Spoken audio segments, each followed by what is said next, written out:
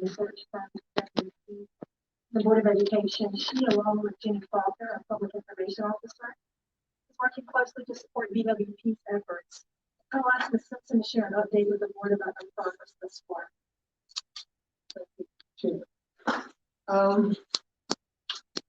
I just have a few announcements. The board feels that it's very important to have as many members of the community to be involved in the superintendent search and provide input to the board. Therefore, we've worked with BWP, Dr. Castro, and we've identified the various community groups. They will be notified. We will have the first meeting February the 8th and 9th is to the various groups in the community. It's among very similar to the that we had in the previous superintendent search. That evening on February 8th at 6:30, BWP will host 2 community forums along with the board, both in person, and they will be held at Graham High School at 6:30, and Ebenezer Church in the gymnasium at 6:30.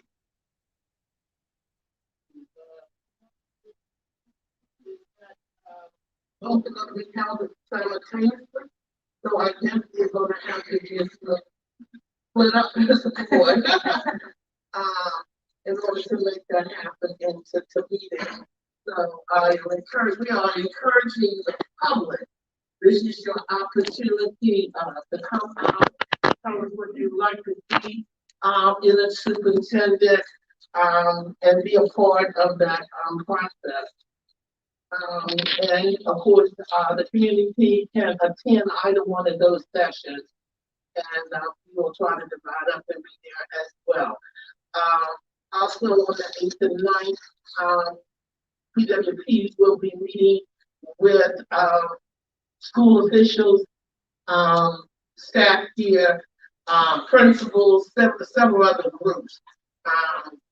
And I think if you need a list of those, Jenny Parker can provide that to you. One of the decisions, and I don't know, is it on the agenda as a voting item? Yes. Okay. When I spoke to Mr. Costello last week or early this week, last week, Monday, we had thus far 6 applicants for the job. Of course, the job has been announced, and they're using various tools to advertise that position. The decision that we need to make here tonight is whether the actual search will be a closed session or closed superintendent search, or whether it will be open, or whether it will be a modified version where the last so many applicants, I don't know, 2 or 3, would be in fact notified that it would be open to the public, or at least the school board and those we choose. So we need to make a final decision on that tonight as to how that will be conducted.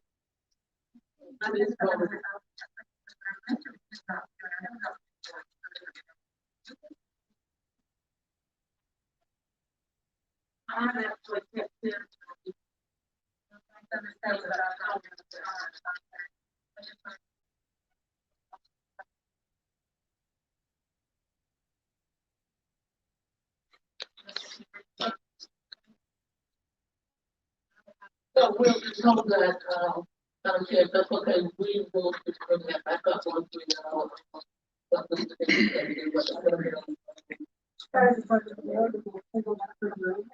Thank you. Thank you. Anybody have any questions with regards to the progress that she showed us? We will table superintendent search vote at this moment and move to public comments. If that's okay,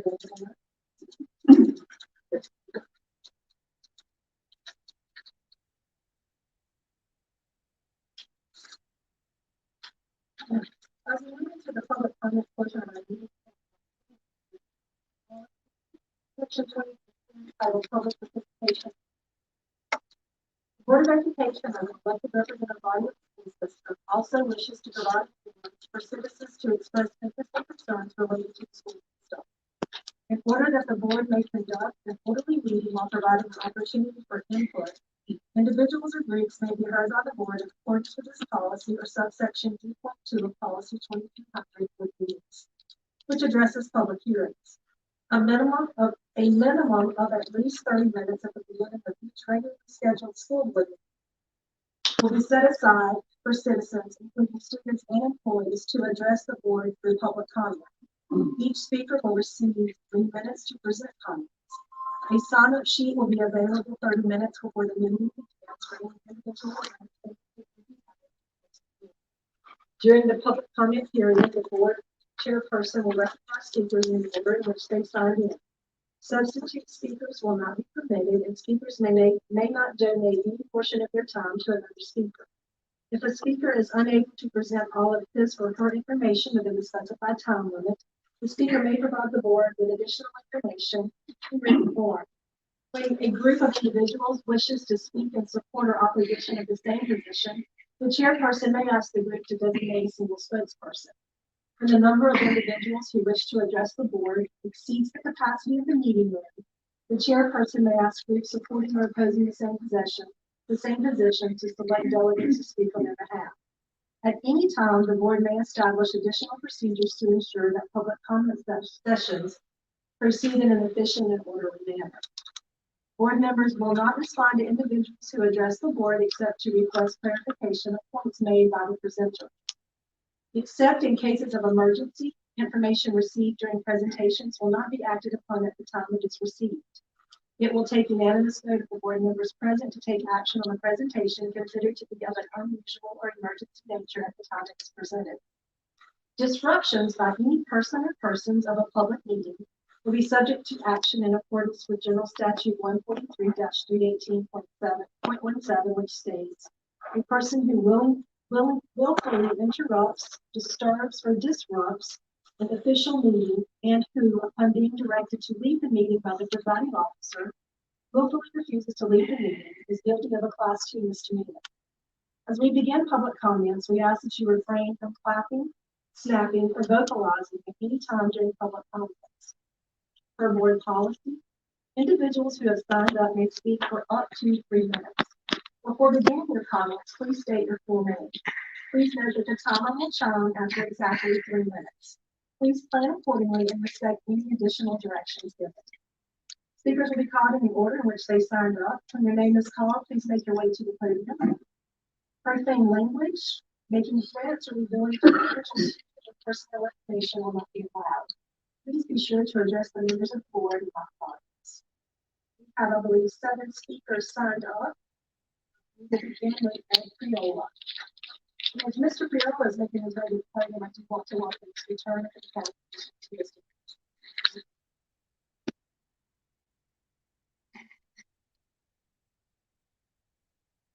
Good evening. I am Ed Priola. For full transparency, I'm a candidate for the North Carolina State House. 50 days ago, I called this panel's attention to the fact that there were links on the ABSS website to the disgraced National School Boards Association. That group, as you recall, sent a letter to the White House calling parents and citizens who protested at school board meetings, who voiced their concerns. They labeled them as, quote, potential domestic terrorists, unquote. As of 3:01 p.m. today, those links on the ABSS website remain. This is a taxpayer-funded website, I want to mention. Interestingly, website management has not remained dormant. In fact, recent edits have occurred. For example, the changes in school board positions were noted on the very same landing page where the National School Boards Association link is mentioned. At this juncture, it's important to ask the question. It's quite reasonable. Who's in charge of the website? More importantly, what governing policies take care of the website? What policies govern the website management?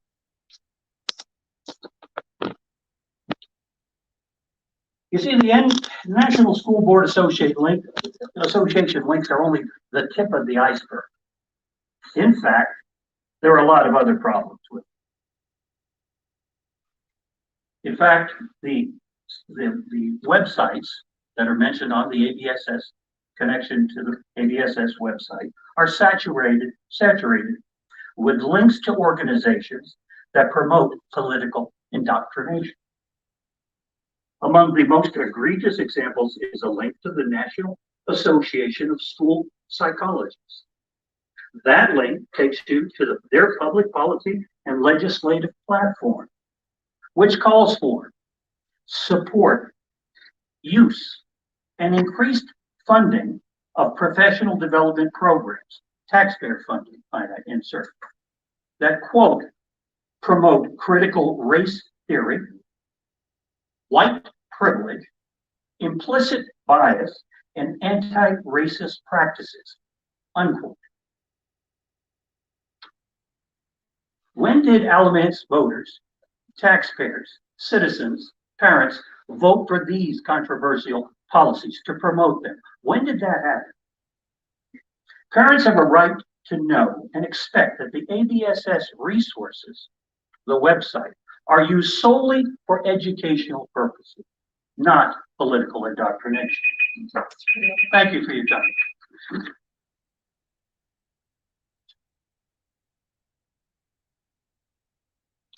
Jennifer Rogers.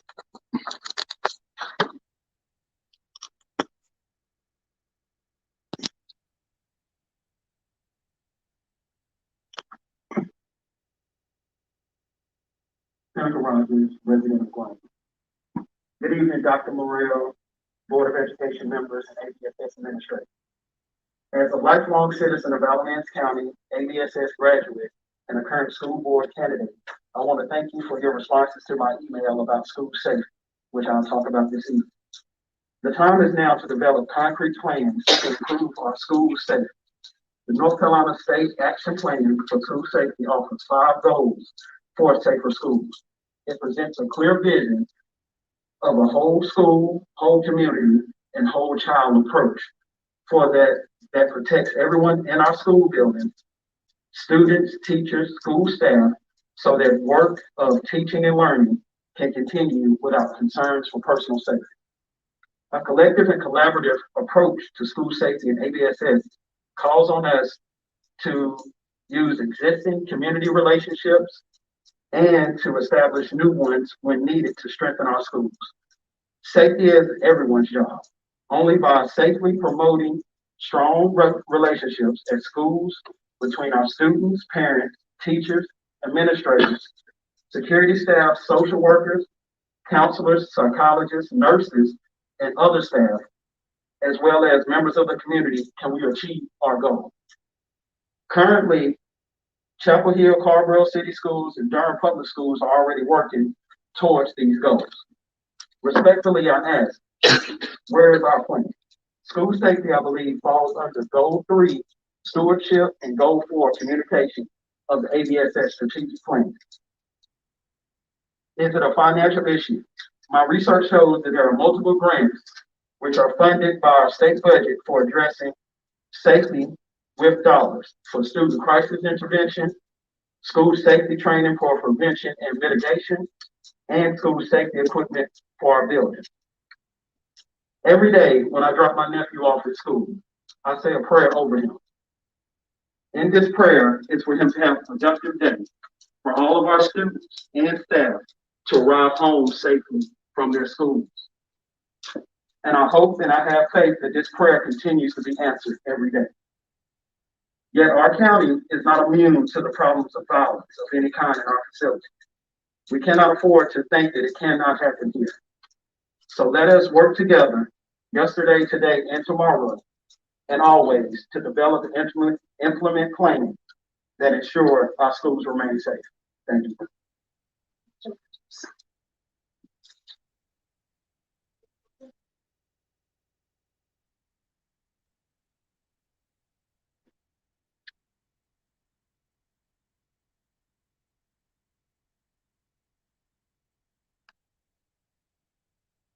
Good evening. Robert's full of I think the Eastern. I also sit on the boards for both ABA and the Alamance NAACP Education Committee. In recent meetings for both groups remain concerned over issues of inequity over our school system, throughout our school system and our community. And the question keeps coming up over and over again with both committees over the ABSS Equity, Diversity, and Opportunity. And filling the position that was left open when Michael Lane left. I get questions about it every meeting. Your public would really like an update regarding this committee as it relates to the new strategic plan equity goals. We see a huge need in the school system in Alamance County regarding areas of racial justice. This committee has been operational for more than 2 years, yet unless I've missed it, we have had no real updates regarding its work. I've heard your commitment to clarity and communication going forward as a board and as a school system. Please extend that commitment to clarifying the work of officially convened committees because your public has a right to know what they're doing. Thank you.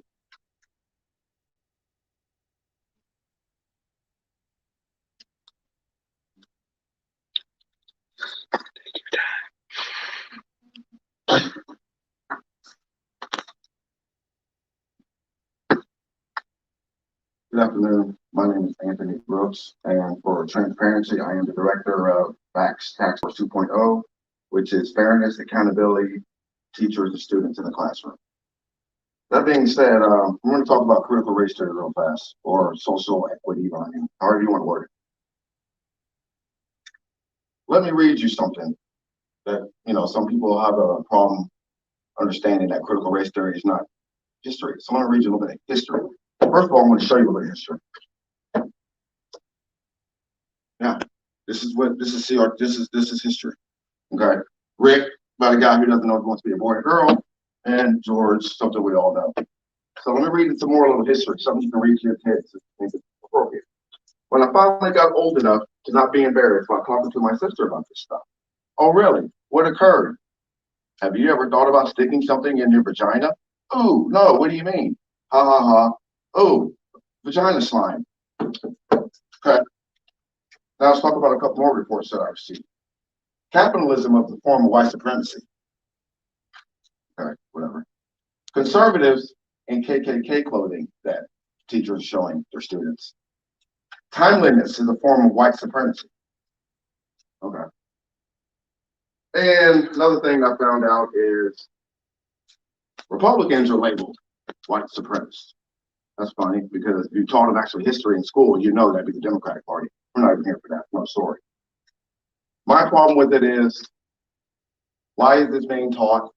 If you don't know about it, then that's another problem. If the teachers are slipping in their curriculum or whatever the case is, as school board members, somebody should know this stuff is happening. And if you need evidence to know what's happening, you got my email number. If you don't, find somebody to get it from. Talk to me, sit down, and I'll give you all the evidence you need. But all I know is this stuff has no business in our classrooms, whether it's K through 12 or college. Thank you.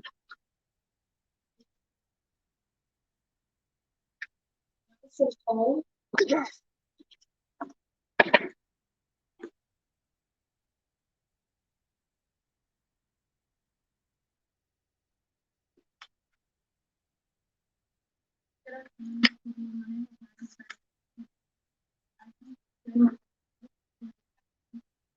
There's a common trend on TikTok where people would throw up in a mask and pull up.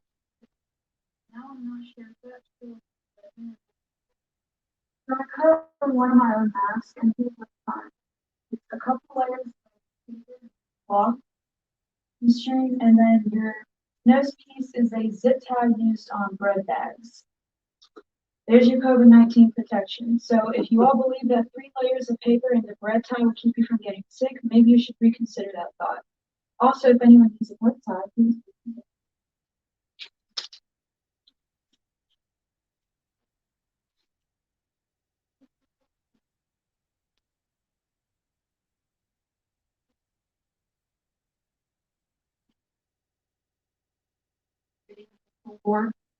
I sent you all an email today because I knew I I only have 3 minutes of my time, and so therefore I have to speak fast. So we are 2 years into this COVID tyranny, and nothing has improved in our schools. In fact, mental health illness is rising. Children are suffering from anxiety, suicide rates at an alarming rate. However, I'm here to speak specifically to my daughter because on January 7th, I was informed by her school that she had been identified as a close contact with a student who tested positive for COVID. My daughter was forced to quarantine, missing 5 days of school when she wasn't even sick. And this was the week before exams. So you can imagine the stress that that put on her, fearing that she would miss pertinent information to study for. I was told that she was exposed for more than 15 minutes without a mask during lunch. But had it been less than 15 minutes, she would not have had to miss school. This makes absolutely no logical sense whatsoever. This is where we're at with this. So 2 days before this happened, the Time News had reported in an article that they were seeing an increase in COVID variant or COVID cases due to students having lunch without masks, which is ridiculous. Because if you think kids are going to eat while they're wearing a mask, you've lost all common sense. It just does not make sense. So now when we see an increase of cases and tests, and we're blaming that because it happens during lunch, when she literally said if it had been less than 15 minutes, no problem. She would not have had to quarantine. Where's the logic in that? This is where we're at with this, where it just does not make any sense anymore. In addition to that, I still want us to ask if the masks work, why are people still spreading COVID? Why is there a need for a vaccine? Why with the vaccine you still wear a mask? Why continue testing if the vaccine and the boosters are not stopping the spread? What evidence is there that children and teens are in danger of hospitalization because of the Omicron variant? What percentage of teachers in ABSS are vaccinated? Where is the peer-reviewed data that proves masks work? Somebody needs to display this. We are just flying by the seat of our pants. We are going off the recommendations of what one person says and what another person says, and nobody's following any science at this point. And so we are causing a lot of mental health issues on our kids. They're angry and they're mad and they're fighting. And if you don't believe me, take a look at your Instagram school pages. So you know these kids have made Instagram pages? They have a 5-page. 250 kids are watching videos of watching themselves causing fights. They're angry. It is time that you stop these masks, you stop this tyranny, and you step back and look at how we can help these kids make it through this and stop this self-destruction. Thank you.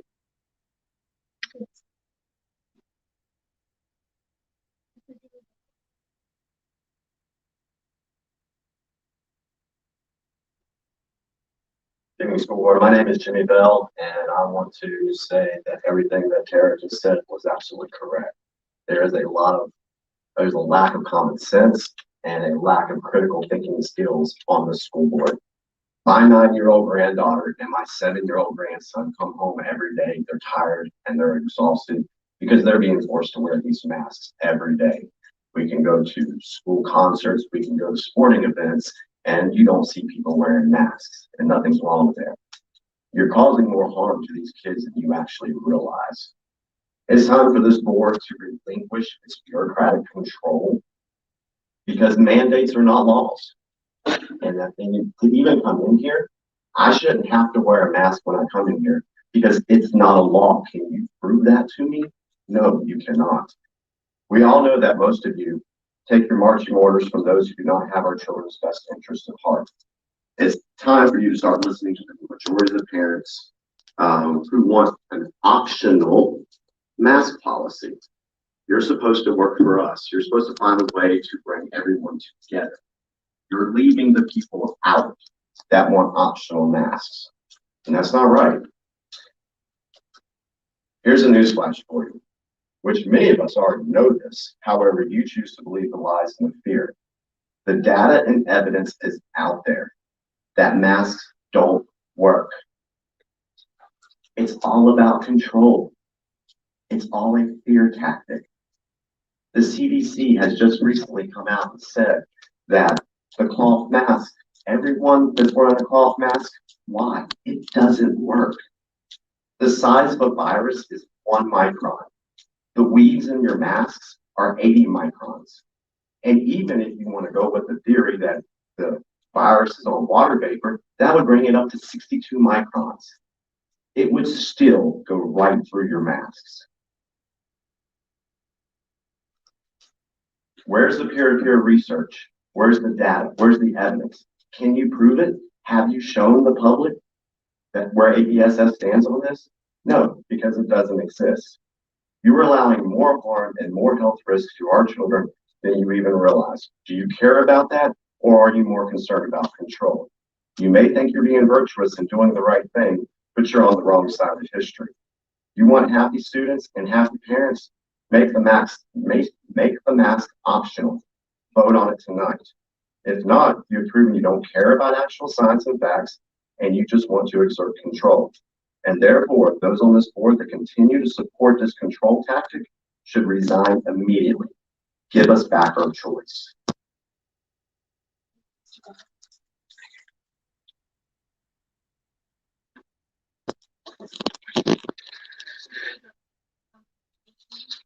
I believe that public relations.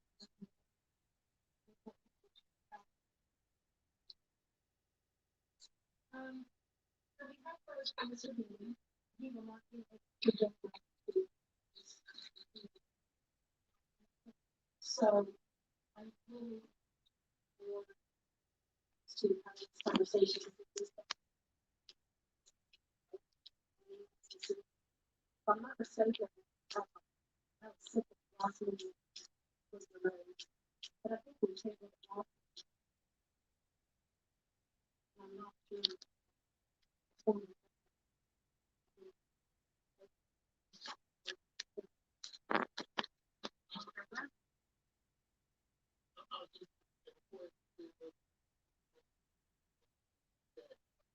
This would be the last opportunity that we have to put that issue to them.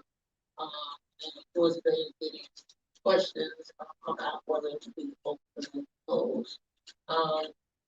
And then I failed to mention that there will be a survey on the ABSS website starting February the 1st, and it will close on February the 20th. And that gives an opportunity for any student, parent, taxpayer to provide information to this board in regards to the selection of the superintendent. Yeah, there's a lot of.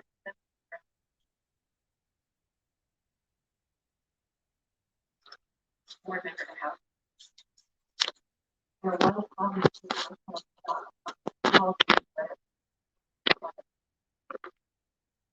I would prefer that. And that one, that is not. But I just want.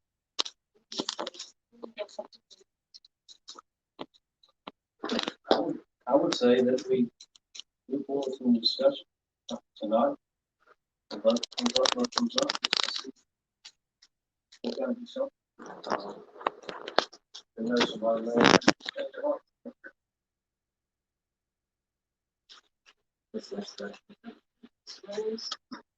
I think it's going to require the process. If we don't vote on it tonight, Mr. Big is quite aware that this would be a discussion tonight. But unfortunately, there's no guarantee of the lawyer consequences.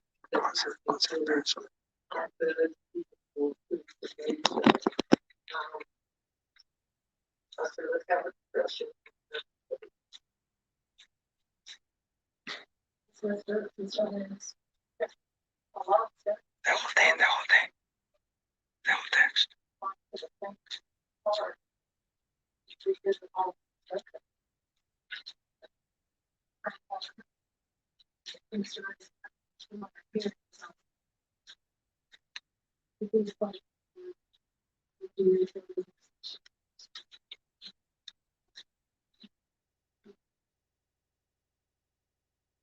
I make a motion that we have a closed.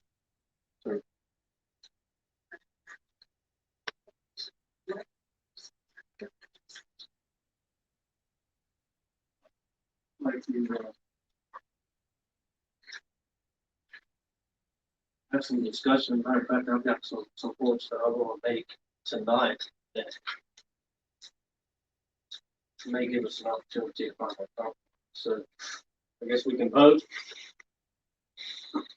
See what happens and then move forward, you know, with what I've got. And I can bring back to you. I would like to see some conversation.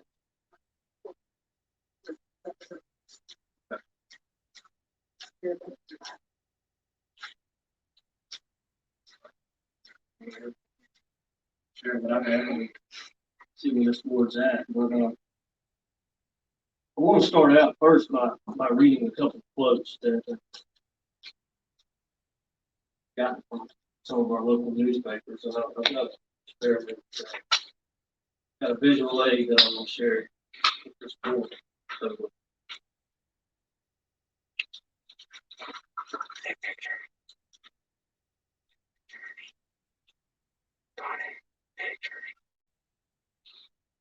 like I said, a couple of quotes from our local newspaper.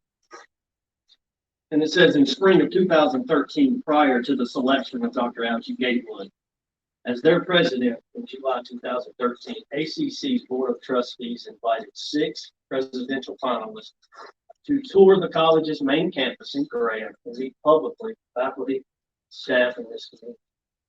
Quote number 2, ACC will publicly announce the 6 finalists who will be invited for a campus visit to interview with trustees, meet with faculty and staff, and participate in a public forum with the community. And I find these quotes ironic, Madam Chair, because late the following year in 2014, this board floated the idea to use a similar process and ultimately voted in favor 4-3 to hold public forums with finalists in 2014. So my point is this, and you know, this notion that a similar approach could potentially scare out good candidates is just something I can't agree with. And here's why. ACC, in my opinion, they got it right years ago. That process yielded a great leader for this community. That process yielded a great leader for our local community college. That process yielded a great leader that is still currently leading our community college system today. You know, the problem that I'm seeing amongst my board colleagues is, and I'm including myself, is our inability to find that compromise, that common ground. Some of us want it to be open, and some of us want to keep it closed. And I respect those things, I really do. But I would like to ask my colleagues tonight respectfully to maybe reconsider. Let's find that compromise. Let's find that common ground that we can all agree on. But more importantly, let's find that compromise that's in the best interest of the community. All right, Chair. Thank you.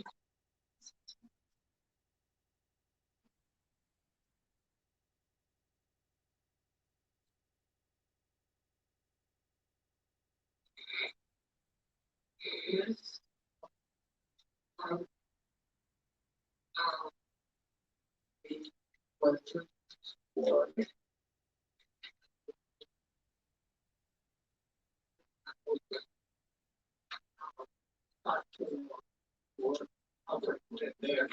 The last 3 or 4. You know, had a lot of pressure from both sides, asking whether it should be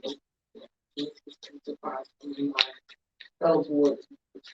But I thought back on the four circus or so that I've been involved in, and I use that as my point of reference in making this decision. And by no means does this decision mean that I don't want the public to be involved. And then I look back on the general statute and it says the most important thing, or one of the things that we do as a board is the selection of the superintendent. And I think it's one of the most important things that we do.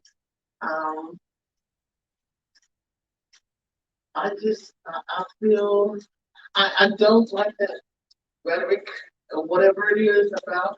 I wish it would change because I'm just that type of person that I wouldn't hold anything as a superintendent interest in something else.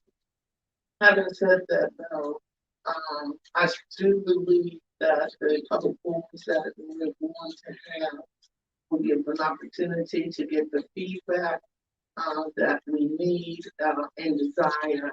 And instead of, hopefully we will have board members at community sessions to ensure that everything goes as we want and that people feel free to provide us that feedback. And we promise to keep the community informed to the extent that we can. But I think it's been proven that having a closed search doesn't help the process. So I hate to say it, but I'm going to change my approach, and I'm going to go with having a closed.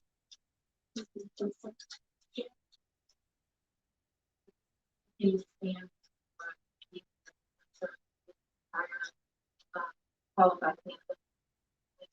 I think it's a little different than a community college, but I do appreciate that what you do.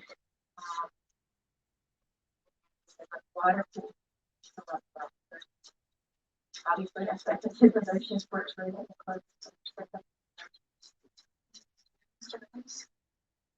Dr. Gable is a great leader. Actually served on the environment. Believe higher ed is a little bit different beast in state world, but appreciate your point. This board has never voted for search. I'm not sure we ever.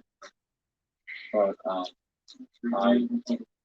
would perform, so I don't know if it's my comment with search. This board's never voted for that. The last 10 years, as I said at the last board meeting, dozens and dozens of and they have all told me that this issue to prevent them from flying. If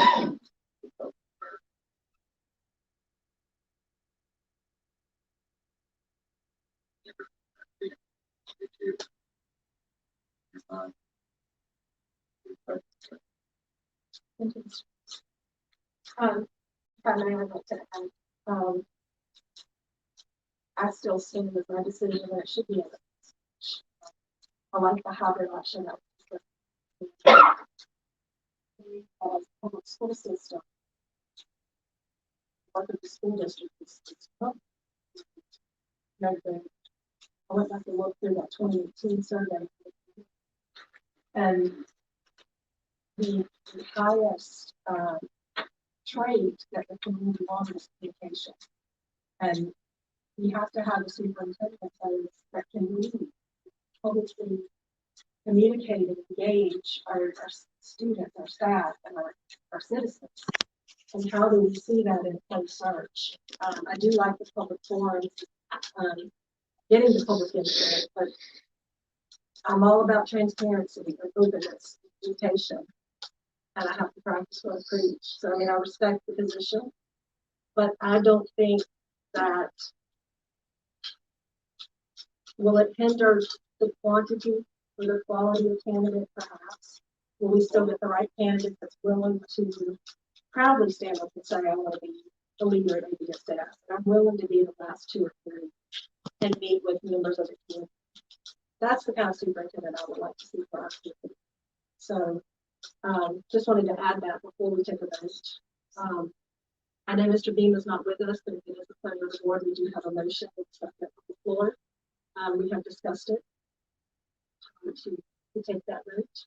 And if you will raise your hand, I know that I did mention in the beginning, some of the public had mentioned with mass that it's hard for DCQ to say yay and nay. So if you'll raise your hand as you cast your vote, that would be helpful to those watching the live stream. All those in favor of the motion to have a closed superintendent search, please say aye. All those opposed, please say nay. Motion carries 4-2. Thank you, board members.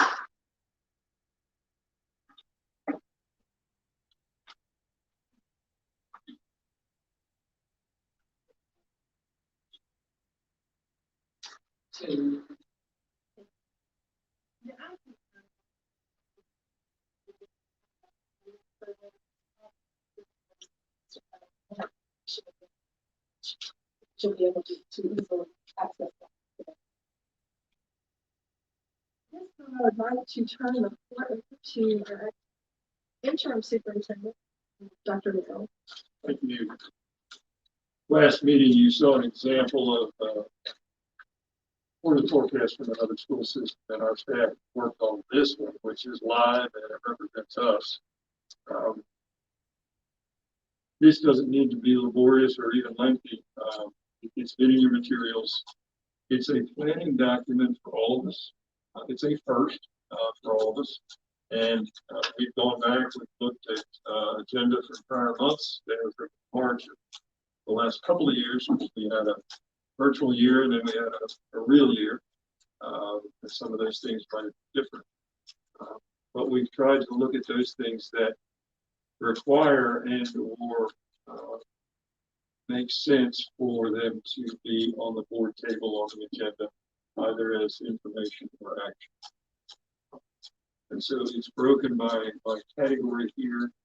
I will disclaim right now that I'm sure there are probably things we missed. They will still have to be brought to you over the next 2.5 months. Is anybody commenting on that? But again, as review, agenda topics for board of committee meetings is here, and you get your heading on the third page, administrative FYIs. These do not call for even board agenda work. This is more about the business of the system and the pieces we need to go through. And I've asked staff to put it here if it represented information that had a ripple effect, a good news effect, whatever it might be, so that board members are aware of. I've used the example before. If we're putting in a new payroll system, you're going to hear about it because it never is flawless. That's the kind of thing where you might have approved the contract. By the time you bring it up, that doesn't require it to come back to the board. That's the kind of administrative FYI that you have to be aware of. I also reviewed with staff that there could be items in administrative FYI that we would roll up to the board as information items because they're valuable. We are looking even recently this morning at the kind of items we put in our agendas. And I have a bias that I've shared, and I'll do so now, that I think we can share more information at our board meetings, even if it's presentations about what we do, but how we make decisions and things of that nature. So you may see more things like that. Some of these things on administrative list moving forward. So unless you've got any specific questions here, this is a living document, as they say, it's being taken and modified as we go along. And you get home in the next 2 days and you say, no, there was something I wanted us to look at in February. Get it noted into me. We should be able to get it on here and build it into the planning for the next month. So, pretty good list of work to do, I think, when you look at it this way. So any questions from board on this first of the process?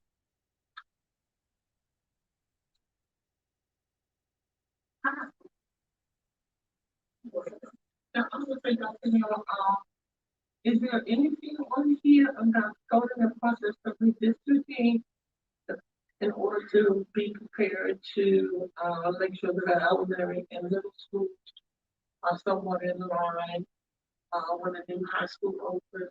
I know you can't do it all in your short period of time, but I would hope some preliminary initial work is being done in that area of preparation.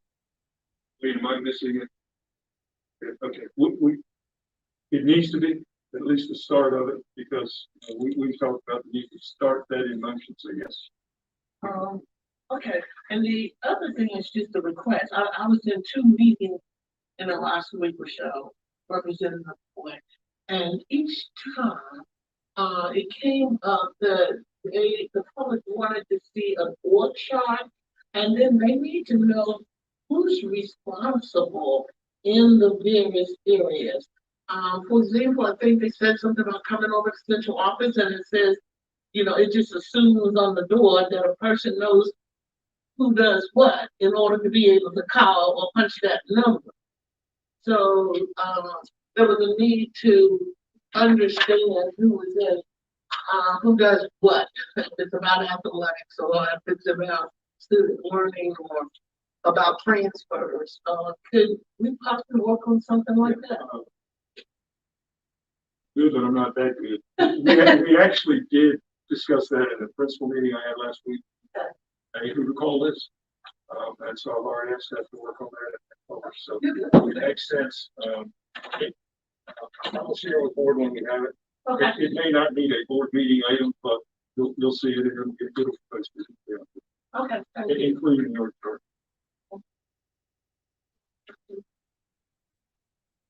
I would like to see, I can put it to, something on full face. Something. Give us a better idea of school thing.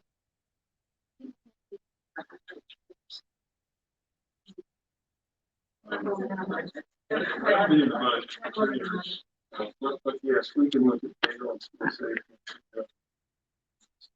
regular reporting, something along the line.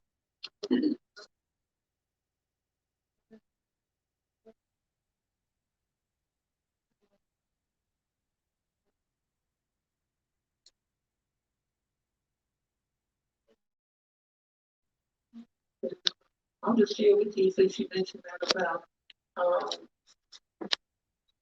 what's going on in the school in terms of discipline. One of the meetings I went to, they shared with me the racial equity report card. And I can send it to the rest of the board, whatever. And it's broken down by the school districts. So I will take a look at that for you.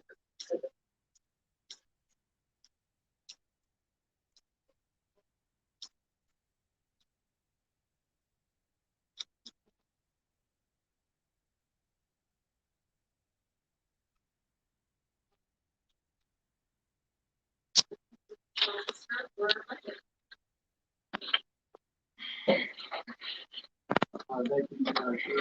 Very important, Dr. Bell. 2 attachments, this pertinent to this very early stage of our budget planning process. The first one is just the revised timeline that we discussed at the last meeting. And so just some clear shifts that we put a previous and a new to reflect some of the shifts there.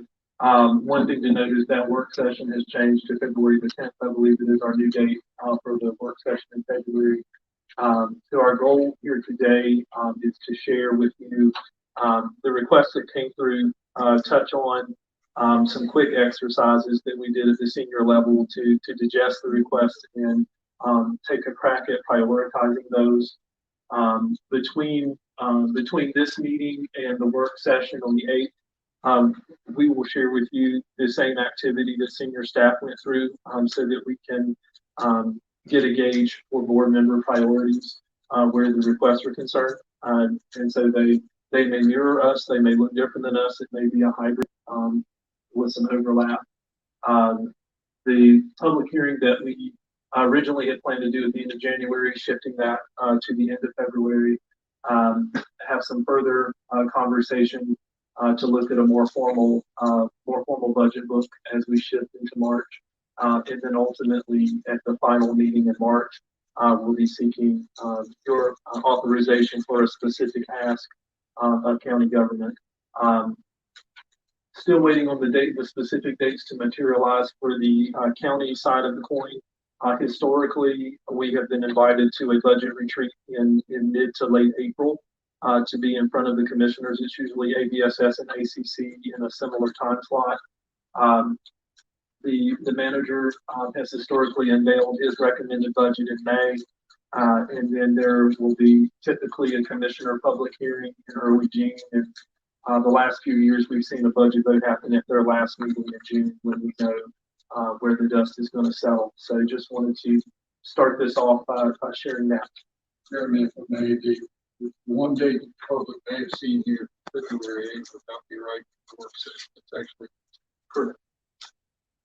something looking for the wrong time. Yes, it has changed. Yes, so in this copy, it says the 8th, but it is changing to the 10th due to that shift in the work session schedule. So with that, we, in this other document, have put together just some standard information that we share with you each year, and we take a look at previous years, what have we asked for, and how has that materialized. Just wanted that history in front of the board of where we are in previous cycles. Okay, so the first part when we're analyzing the budget requests that we always look at is the continuation cost. And this is not for us to do anything new or special, but simply for us to exist as we are.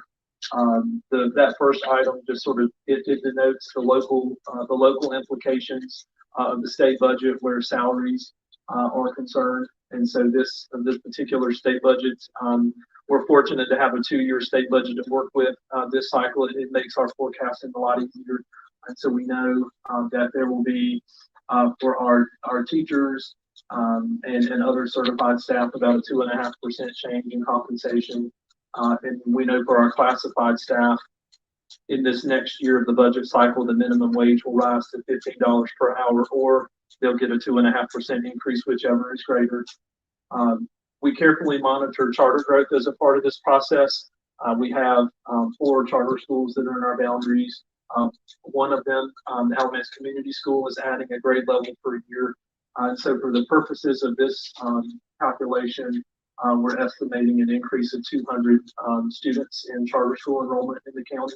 And as the board is aware, we have a responsibility to serve as a pass-through between local government and the charter schools and sharing our county appropriation with them on a per pupil basis. Just for your knowledge, at this point in time, we are passing along funding for the support of about 1,800 students in charter schools. And at this point, we're just a little bit shy of $3.6 million that we pass along to charter schools. The retirement rate is a rate that's really increasing rapidly. There was a time in the history of school systems where the local education agency contributed nothing to make the retirement system work. And so next year, that rate's going to go up to 24.19% of our employee salaries that we have to contribute as our share of that system. SRO rate increases is something that we've seen for the past few years as we have taken small steps to bring in line what we pay for those to mirror what it actually costs for law enforcement to have those officers. And so in a part of this calculation, we're looking at that rate to go from $65,000 to $70,000 to help cover the cost of salary and benefits for those officers. Health insurance is another one that's climbing quite well. So in this current year, we contribute $7,019 per employee for the state health plan, and that's going to go up to $7,397 next year. So these are things that we already know. The final piece of that puzzle are the step increases for our classified employees that are locally funded, and we know that they're working up towards their next step each year built into our local salary scale. So we wanted to account for that in our continuation costs. So then moving on, we look at next what we refer to as our expansion items. And just to give you some sense of the activities that we went through, and this activity is slightly different for senior staff this year, and they were super patient as we went through this.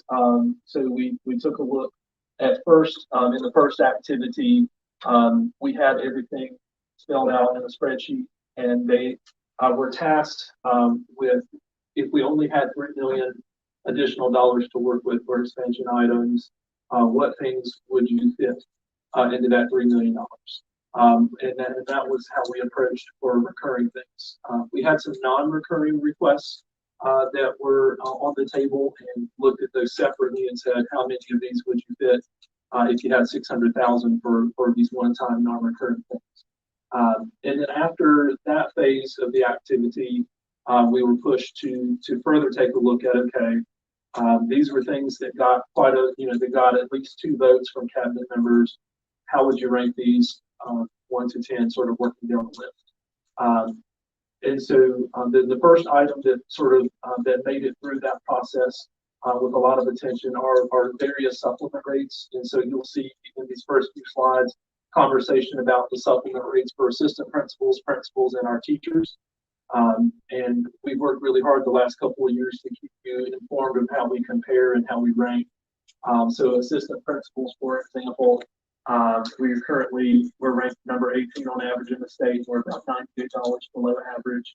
And it would cost $60,000 for us to keep kind of trending on moving those up steadily to the next percentage. In the previous strategic plan, there were very specific benchmarks laid out for what were points that we would try to hit with those supplement rates. And we ultimately did not reach the final destination in the last strategic plan. So just kind of referring back to that and looking to where were we trying to get. So again, along those same lines, principal supplement was a conversation. Our rank is currently number 17 on average, still 696 above the state average. And it would, just due to the small size of the population, it's a small investment of $40,000 to inch that up to the next percentage. Teacher supplements, senior staff had an opportunity to look at some different price points of, we did a quarter, half, 0.75%. We've had some years where the board's adjusted it 0.25% or 0.5%.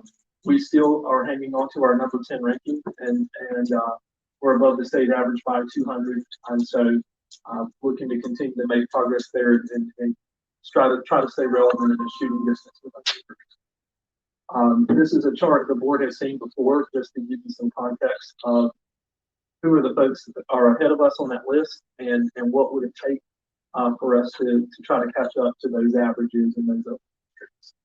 You can see some of those folks are our neighbors and folks that we're steadily in competition with. But I think we would not have that number 10 spot still if the board had not done what it's done in the past couple of years to continue making those tweaks. Athletic coaching supplements is something that has not come up as a part of the budget conversation in quite some time. What are we paying our folks who handle coaching for us?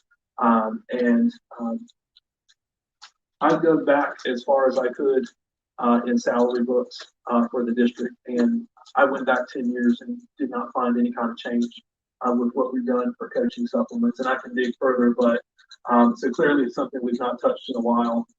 Senior staff had options to look at if we did just 225 per season, 100 per season, or 75 per season. And so you can see it's an area where you can have some impact for not a huge price point. And I know it can mean a lot to our coaches. This has come up in the past, and so the desire for our elementary school data managers are currently 11-month employees. So there's a desire for those employees to transition to 12 months. And in past conversations, that's really emerged from those folks return in August with a backlog of things that need to be addressed where enrolling students are concerned. And the hope is that would mitigate some of the backlog and help us stay on top of our customer service to families and students in enrolling in school.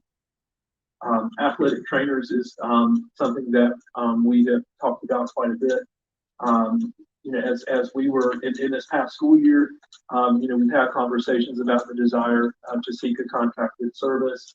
And we do have enough money on hand to manage a contracted service price point, right? That's just a financially easier thing to manage. I know that staff is continuing to work on that, and I assure you that, right, we're having conversations with those trainers and in those companies, and we'll hopefully have some resolution soon. Just keeping it on the forefront if we were to hire positions. This compensation would mirror what we pay occupational therapists and physical therapists, just to give the board some context, if we were to bring these as full-time folks on staff. Dual language is one of our very specialized programs that we have in the district. A lot of our students consume this at the elementary level, and so it came through as a request. We've seen the staffing be in place for those programs to float up into Hafdahl, Southern, and Western middle schools, so that those programs can continue at the middle school level. We have a request for a full-time receptionist at the elementary schools, as well as to have a full-time receptionist at CTEC school. And I think a lot of the premise there, and it has been each time we've gotten that request, is to see just with our safety protocols and the additional procedures that visitors have gone through over the years, it puts some increased demand on the front office in handling that. And then two, the elementary principal's desires for the bookkeepers and the data managers to be focused on their specific function per se, rather than managing the front. CTEC currently has 1.5 clerical support. They have a full-time treasurer and a data manager that they share with the alternative school. So there's currently a rotation coverage schedule there to manage that front end. We did also receive a request for us to take a look at a safety director. And this, as you're aware, we've got a couple of different positional staff that look at issues pertinent to safety. We have one that's in facilities that specifically looks at environmental health and safety. And then we have another that's managing our risk and workers' comp. This position specifically is interacting with law enforcement, is responsible for safety plans, is responsible for making suggestions about crisis management plans, and just the district's preparedness for dealing with the unfortunate or things that can happen in terms of violence. So we've got a draft job description that we will be able to share with the board, so you can see the full details of what that would look like. There's also a desire for more support, and there's some history here with bus coordinators.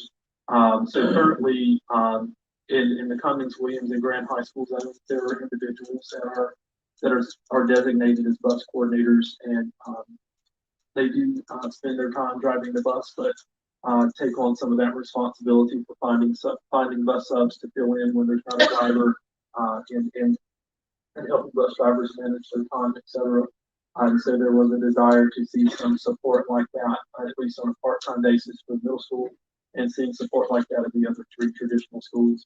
I think there's some complicated history that predates all of us for why it's present at the 3 schools that it is, but not others. I believe Williams was the first school to have that, and it's largely driven by Williams. Buses are parked here due to the lack of space at Williams, and it's sort of mushroomed from there, the need for the existing coordinators. So we did have some other requests that did not, after coming through the process, they a number of these I would disclose were high priorities for the student learning team, but didn't necessarily clear the whole cabinet and is a high priority. And so one item of high interest for the student learning team was to restore having an instructional coach on each campus. And a couple of years ago, the district moved to a model of having one on every campus down to a regional model. And so there are currently 12. And so that's where that math comes from, of needing 25 positions. So we would take the 12 existing regional coaches and add that to an additional 25 for the district to have one in each school.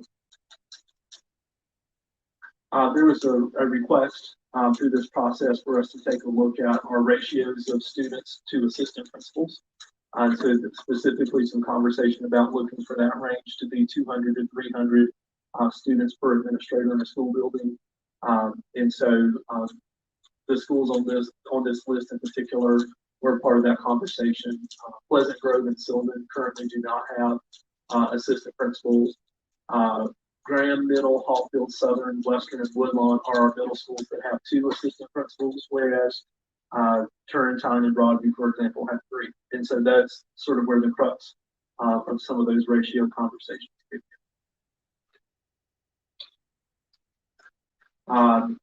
Currently, in our testing and assessment department, there are 2 positions that support testing and the analyzing the test data for the entire district.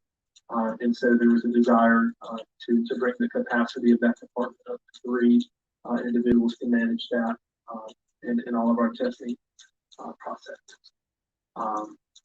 The district's AIG plan for our academically gifted students has recognized the need for 2 additional AIG teachers to have on the table as a part of our allotment process to make those teachers available to serve those specific students.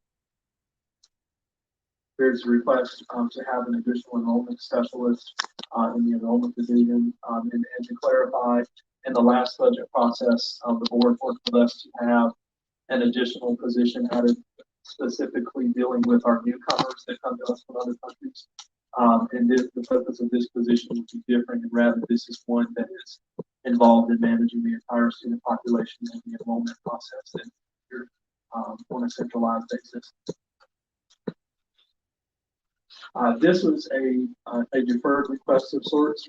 So we've had conversations about SROs for the past 2 cycles. Last year, we had a conversation about what would it take to have an SRO in each elementary school. And so last budget cycle, it would have taken 17 to close that gap.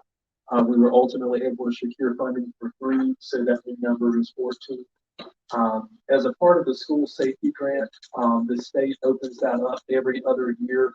And so this budget year that we're entering is when they reopen that for us to be considered for additional funding to support SROs if that's something we were to pursue. This particular year, it was only open to equipment, and I'll speak about that a little more. The HR team submitted a request for a licensure specialist as a part of their efforts to reorganize the HR department. Currently, the folks that concentrate on working on licensure are folks who are generally dedicated to recruiting and making job offers and things of that nature. And so HR staff felt like it would be a benefit to have someone concentrated strictly on licensure, particularly with our staff that come to us with alternative forms of licensure and need additional attention in order to transition to a more permanent form of teaching license. Another category, and we've heard, I know, some feedback about this from our media coordinators about the increase as the district has moved to having a one-to-one model with technology where each student has a device. There have been some increased demands on our media coordinators at the schools to manage that technology support. And so there was a desire with this request to add some additional support, 18 total, to support our media coordinators with the management of technology above and beyond just sort of the normal duties that a media coordinator already does. Some of them are teaching and supporting students with enhancement sections and all the other things that you would imagine a media coordinator normally does in our schools. And so as the board may recall, we added the concept of graduation coaches to our secondary schools. And so currently, we have our campuses such as the virtual school, Ray Street, and Early College, for which we don't have a dedicated graduation coach that is working on the cohort graduation model and monitoring students. My understanding is that Ms. Johnson is shouldering a lot of that work in her capacity as chief secondary officer for high schools. And so there's a desire to have a position there to support these students and keeping them on track in the same way the graduation coaches do at our traditional high schools. So the district makes quite a substantial investment in specialized programs of all varieties, IB, Leader in Me, dual language, A+ schools. And so there's a desire to have someone that is in the student learning area that is solely focused on managing those programs and keeping the outcome for student learning. This next item is a request, specifically came, from the sheriff's department. And we put that in the hopper for review, and the sheriff is seeking to add a captain, to the SRO platoon, and, that captain level position, as his, request reads, would dedicate, half of the time to supporting SROs and other functions, in the county, and so that's why he's only seeking, half of the cost in terms of the request of us for that position. And I would say in terms of the other, that existing platoon has a lieutenant and a couple of sergeants, and those folks do make themselves visible in our schools and available for support, particularly as we have issues that occur. And I also believe they're laying the groundwork or foundation for open up the hospital. I'm preparing that based on their stand. This has been another area of conversation with the board in terms of what do we do next with custodial services? Does this come in-house? Do we have a new contractor? And so we took the time to do some math on what would be the increase in cost for the district if we were to bring that in-house. Keeping in mind some of the variables that we've discussed just in the continuation budget, for example, the current contract for custodial pays a $9 an hour minimum wage. If we bring custodians in-house next year, they would be subject to that same $15 minimum wage as all of our employees. That 24.19% retirement rate contribution and the health insurance benefit of $73.97.